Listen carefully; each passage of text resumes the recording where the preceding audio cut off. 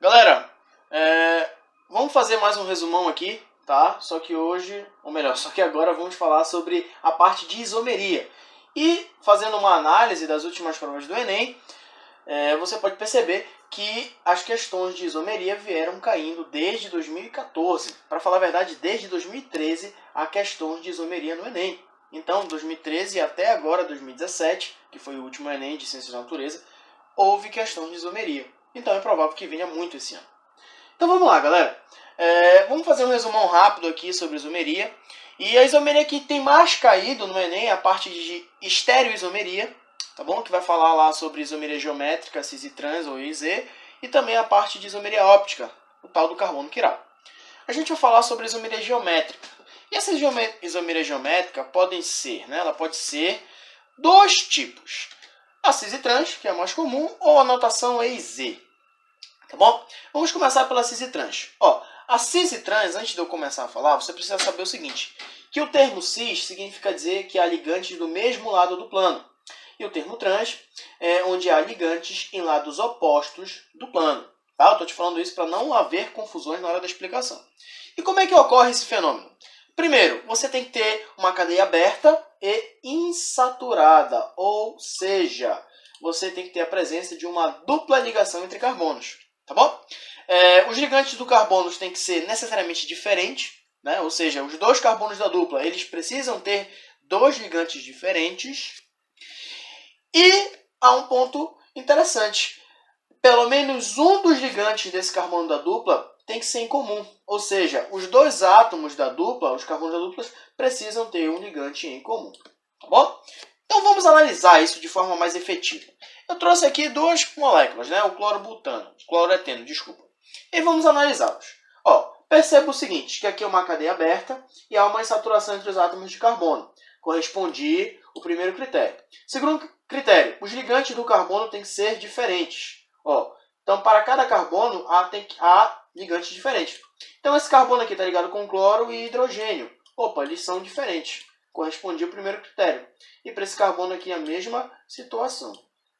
Então, aí correspondia o segundo critério. E qual é o terceiro critério? Eles têm que ter pelo menos um ligante em comum. Então, esses dois carbonos aqui têm que ter um ligante em comum. E perceba que eles têm os mesmos ligantes. Mas aí, o que a gente vai fazer? A gente vai tomar como base apenas o ligante. Vamos tomar como base o cloro, bem aqui. Tanto desse carbono quanto para esse. Então, o que dá para analisar? Como saber se a isomeria é cis e trans? Você vai passar uma linha reta entre os carbonos, simulando um plano, ou melhor, simulando um plano. E aí você vai analisar os ligantes. Percebe que o carbono de cima, o cloro, está à esquerda do plano. E para o carbono de baixo, o cloro também está à esquerda do plano. Logo, eu concluo que essa é uma isomeria do tipo cis, ligantes do mesmo lado.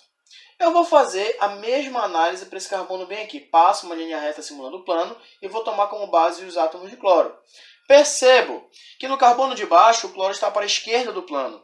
E no carbono de cima, o cloro está para a direita do plano. Então, logo concluo que é uma isomeria do tipo trans. Tá bom? Então é assim que você vai fazer. Procura a dupla, vê se os ligantes do carbono da dupla são diferentes e se há um ligante em comum entre os dois carbonos. E aí você só vê aonde ele está para o plano. Agora vamos falar aqui de notação EIZ rapidinho. A notação EIZ, ela parte do mesmo princípio da isomeria cis e trans, porém ela há uma particularidade. Como eu disse, mesma coisa. Cadeias abertas e insaturadas. Tá? Só um dado estatístico, ou melhor, um dado informacional. A isomeria geométrica, cis e trans ou EIZ, ela também pode ocorrer em cadeias fechadas. Mas aí é uma outra análise que não compete a esse vídeo. Então vamos lá. Novamente, cadeias abertas e insaturadas, ou seja, duplas entre carbonos. Você tem ligantes de carbonos diferentes entre si. Tá? A mesma análise, o carbono da dupla tem que ter dois ligantes diferentes. E aí que vem as particularidades.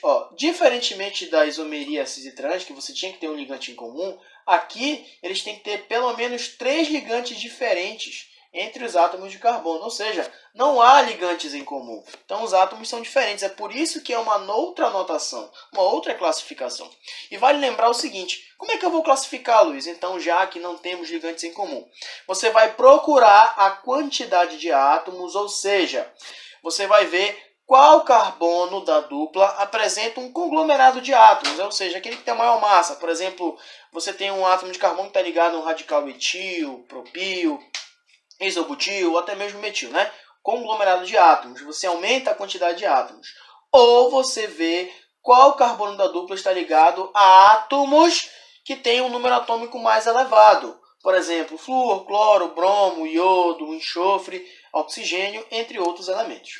Então vamos analisar. Peguei o composto 1. Ó, o que é que eu tenho que ver? Se a cadeia é aberta e insaturada. Percebo que é uma cadeia aberta e insaturada, duplas entre carbonos. Identifiquei os carbonos. Segundo ponto, né? Eu tenho que ver se os ligantes são diferentes para o carbono 1 e carbono 2. Ó, o carbono 1 aqui, ele tem bromo e metil. Então os ligantes são diferentes. Obedeci a primeira competência. Segunda competência, carbono 2 tem que ter ligantes diferentes. Ó, cloro e flúor também são ligantes diferentes. Então, obedeci esse segundo critério. E agora eu percebo o seguinte, que não há nenhum ligante em comum entre os átomos de carbono. E aí, não é possível fazer uma isomeria dos tipo cis e trans. O que eu faço? Notação IZ. Vou procurar a maior quantidade de átomos ou o número atômico. Ó, de cara eu percebo que os carbonos estão ligados a halogênios. Então, você vai utilizar como critério o maior número atômico.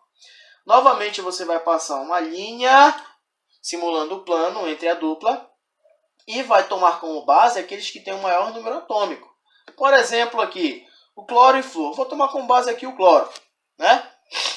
Ó, percebe que o cloro ele está acima do plano, nesse carbono 1, bem aqui. Aí eu vou olhar para o carbono 2. Percebo que o outro cara, que é mais importante, ou seja, tem maior número atômico, ele está também acima do plano. Então, aí eu direi que eu tenho uma notação do tipo Z. O que é a notação do tipo Z? É aquela notação em que os ligantes que correspondem a essas duas competências estão do mesmo lado do plano. E aí, eu vou olhar a mesma molécula, só fiz mudar a posição de metil e bromo. Novamente, vou passar uma reta, vou tomar como base aqui o cloro, e também novamente tomar o bromo como base. E percebo que agora eles estão em lados opostos do plano. Então eu digo que ele tem uma isomeria do tipo E, quando os ligantes que correspondem a essas duas competências estão em lados opostos. Tá bom? Galera, era basicamente isso.